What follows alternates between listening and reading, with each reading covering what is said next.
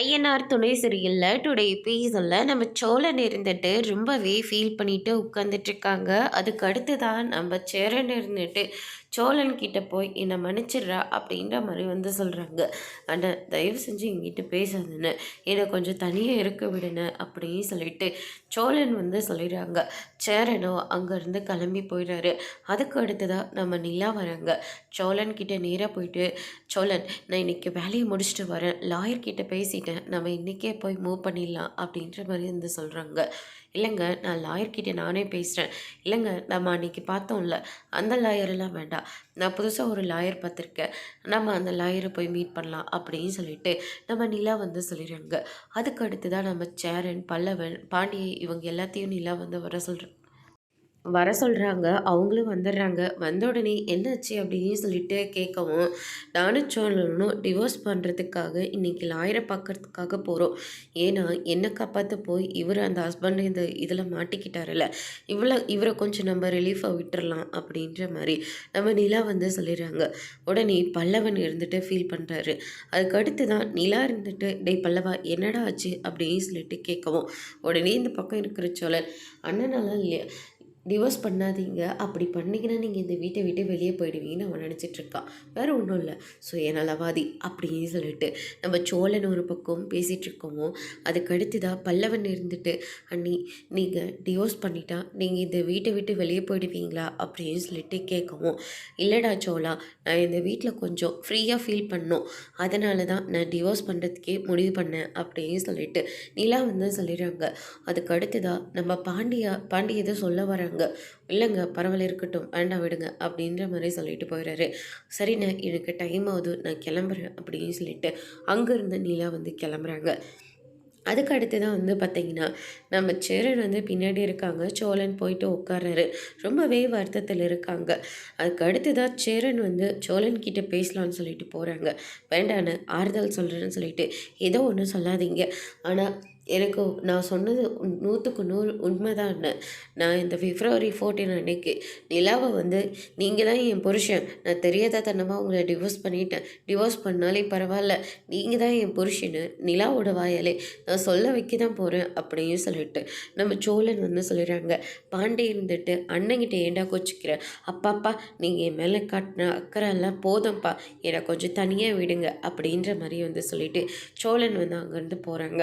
சேரன் இருந்துட்டு, நீயும் நிலாவும் சேர்ந்து வாழணும் தானே நானும் ஆசைப்பட்றேன், அது எப்படி நான் போய் நிலா கிட்டே பேச முடியும், அதனால தாண்டா எதுவுமே பேசாமல் அமைதியாயிட்டேன். அண்ணன் உன் நிலைமை என்னன்னு எனக்கு புரியுதுன்னு, என் மேலே பாசம் இருக்கிற மாதிரியெல்லாம் நடிக்க வேண்டாம் அப்படி சொல்லிட்டு நம்ம சேரன் கிட்ட பாண்டியன் வந்து சொல்லிடுறாங்க. அதுக்கு அடுத்து தான் பாண்டியன் இருந்துட்டு, அண்ணன் விடுன, அவன் ஏதோ கொஞ்சம் வருத்தத்தில் பேசிட்டு போகிறான் அப்படின்ற மாதிரி சொல்லிடுறாங்க. அதுக்கு அடுத்து தான் வந்து பார்த்திங்கன்னா நம்ம வானத்தையும் நம்ம பாண்டியனும் கடையில் நின்று பேசிகிட்டு இருக்காங்க. எங்கள் வீட்டில் இருக்கிறவங்க மேலெல்லாம் படிக்க வைக்கிறதுல கல்யாணம் பண்ணி அனுப்புவேன் அப்படின்ற மாதிரிலாம் சொல்லிட்டு இருக்காங்க. ஆனால் எனக்கு இன்னும் நிறையா படிக்கணும். இங்கே பாரு, காலேஜ் முடிச்சுட்டு வரேன், எனக்கு இந்த மெக்கானிக் ஷாப்பில் ஏதாவது கொஞ்சம் வேலை போட்டு தரியா, நானும் படிச்சுக்கிட்டே சம்பாதிச்ச மாதிரி இருக்கும்ல அப்படின்ற மாதிரி வந்து சொல்கிறாங்க.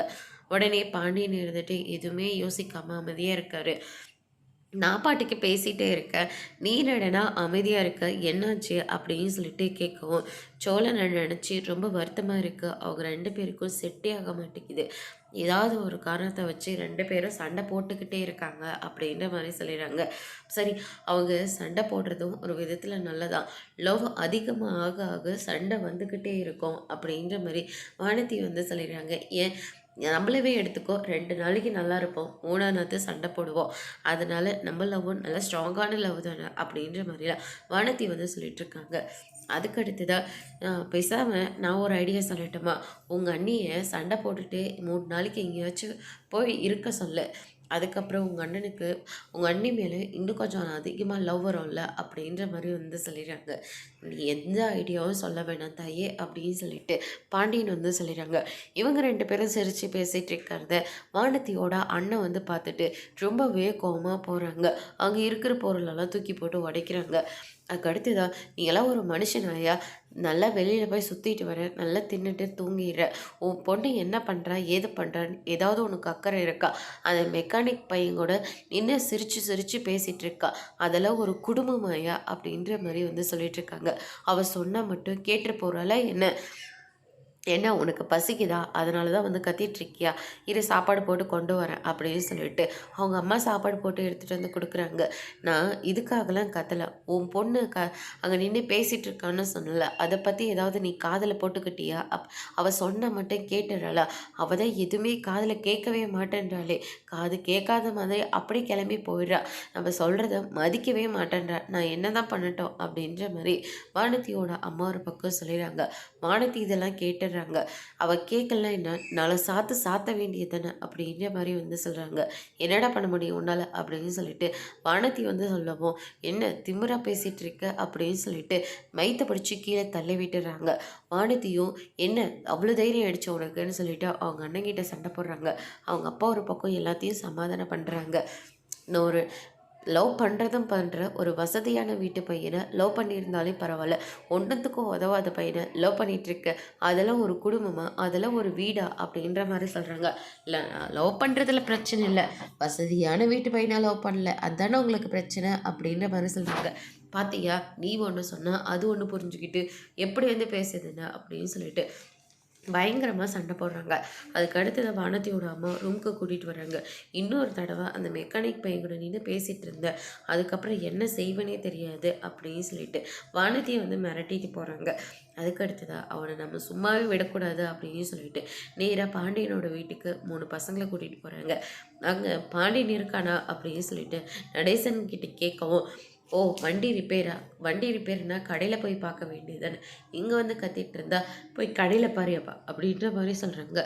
அதுக்கு அடுத்ததான், "என்ன நக்கலா? திரும்ப திரும்ப காமெடி பண்ணிக்கிட்டே இருக்க, அது மெக்கானிக் பையன்ங்க" அப்படின்ற மாதிரி சொல்கிறாங்க. அதுக்கு அடுத்ததா சோழனும் நம்ம சேரனை வராங்க. "என்னாச்சு?" அப்படின்னு சொல்லிட்டு கேட்கவும், "உன் தம்பி சும்மாவே இருக்க மாட்டானா? இப்போ அவன் என்ன பண்ணான்னு இங்கே வந்து சத்தம் போட்டுட்ருக்க?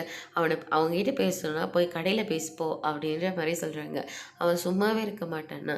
எதுக்கு அவன் என் தங்கச்சிக்கிட்டலாம் வந்து பேசிகிட்டு இருக்கான்? யார் உன் தங்கச்சி? வானதி தான். ஓ, வானதியோட அண்ணனா நீ?" அப்படின்ற மாதிரி சொல்கிறாங்க. "உன் தங்கச்சி வந்து பேசுகிறான், அதனால இவனும் பேசுகிறான். இதில் கண்டிக்கிறதா இருந்தால் நீ போய் உன் தங்கச்சி தான் கண்டிக்கணும். இங்கே வந்து சத்தம் போட்டுட்ருக்க" அப்படின்னு சொல்லிட்டு பாண்டியனுக்கு சப்போர்ட் பண்ணி சோழன் வந்து சண்டை போடுறான். "இனிமே உன் தம்பி என் தங்கச்சிக்கிட்ட வந்து பேசினா இதெல்லாம் ஒரு வீடாயா? இதை பார்த்தால் லாட்ஜ் மாதிரி இருக்கு, அசிங்க பிடிச்ச வீடியா இதெல்லாம்" அப்படின்னு சொல்லிட்டு ரொம்பவே வந்து தப்பாக பேசுகிறாங்க. சோழனால் கண்ட்ரோல் பண்ணவே முடியல. அதுக்கு அடுத்ததாக அடித்தடியே பயங்கரமாக ஆகுது. செத்துரு கித்துரு போகிற கூட நம்பி 3 பேர் வந்திருக்காங்க, மரியாதையை இடத்த கல் பண்ணிட்டு போ அப்படின்னு சொல்லிட்டு நடேசன் ஒரு பக்கம் சொல்கிறாங்க. "எவ்வளோ தைரியம் தான் உன் வீட்டுக்கு என் தங்கச்சியை கல்யாணம் பண்ணி கொடுப்பியான்னு சொல்லி கேட்குறேன். இதெல்லாம் ஒரு வீடா? அசிங்க பிடிச்ச வீடு. அப்படி இந்த வீட்டுக்கு 5 ஆம்பளைங்க இருக்கீங்களே, ஒருத்தராவது உங்களை மதிக்கிறானா? மதித்து எங்கேயாச்சும் கூப்பிட்றாங்களா?" அப்படின்னு சொல்லிட்டு ரொம்பவே வந்து தப்பாக பேசுகிறாங்க. அதுக்கு அடுத்ததாக பயங்கரமாக சண்டை நடந்து சேரன் ஒரு வழியாக சமாதானம் பண்ணி அவங்கள அனுப்பி விட்டுறாங்க. அதோட இன்னைக்கான எபிசோட் முடிச்சிருக்காங்க. இனி ஐயனார் துணையில் அடுத்தடுத்து என்னெல்லாம் நடக்க போகுதுன்றதை வெயிட் பண்ணி பார்க்கலாம். தேங்க்யூ.